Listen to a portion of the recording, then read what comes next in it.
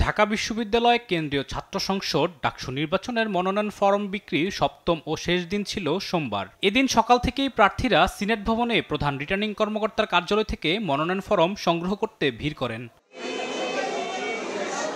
শেষ দিনে ছাত্রদল মনোনয়ন সংগ্রহ করলেও তাদের পূর্ণাঙ্গ প্যানেল এখনও চূড়ান্ত হয়নি বলে জানিয়েছেন ঢাবি ছাত্রদলের যুগ্ম আহ্বায়ক আবিদুল ইসলাম খান। তবে ছাত্রদল নেতা শেখ তানবীর বারী হামিম জানান, রাতের মধ্যেই তারেক রহমান ছাত্রদলের প্যানেল চূড়ান্ত করবেন। এখনো পর্যন্ত বাংলাদেশ জাতীয়তাবাদী ছাত্রদলের প্যানেল প্রকাশিত হয়নি, নির্ধারিত হয়নি।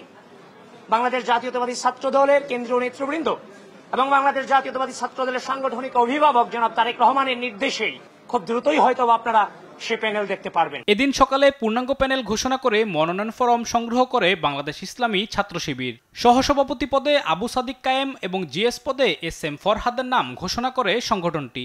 আমাদের এই প্যানেলে ভিপি হিসেবে ইসলামী ছাত্র শিবিরের পক্ষ থেকে যিনি প্রতিযোগিতা করবেন মনোনয়নপত্র সংগ্রহ করেছেন আবু সাদিক কায়েম ভাই, এবং জিএস পদের জন্য যিনি মনোনয়নপত্র সংগ্রহ করেছেন SM ফরহাদ ভাই। এদিকে ছাত্র অধিকার পরিষদও তাদের প্যানেল ঘোষণা করেছে।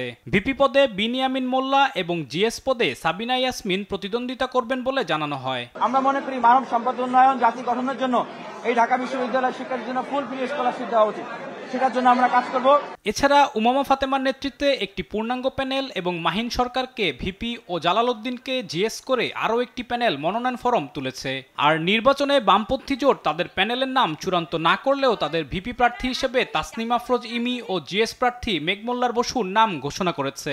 আজকে আমাদের সম্ভাব্য যারা প্রার্থী সকলকে নিয়ে আমরা এখানে এসেছিলাম এবং আজকে আমরা এখানে মনোনয়ন ফরম সবাই আমরা তুলি। ভিপি প্রার্থী হিসেবে আব্দুল কাদের ও জিএস প্রার্থী আবু বাকের মজুমদারের নেতৃত্বে বাকছাসের পূর্ণ প্যানেল বৈষম্যবিরোধী শিক্ষার্থী সংসদ নামে মনোনয়নপত্র সংগ্রহ করে।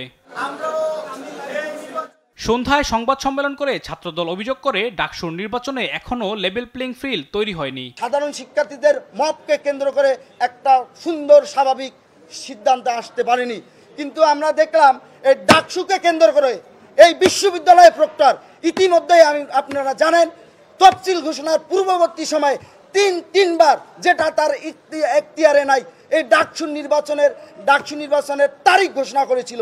ডাকসু নির্বাচনের চিফ রিটার্নিং কর্মকর্তা জানান, শেষ দিনে ডাকসু কেন্দ্রীয় সংসদে 565 জন ও হল সংসদে সর্বমোট 1226 জন প্রার্থী মনোনয়ন ফরম সংগ্রহ করেছেন। কোনো কিছু আসে নাই।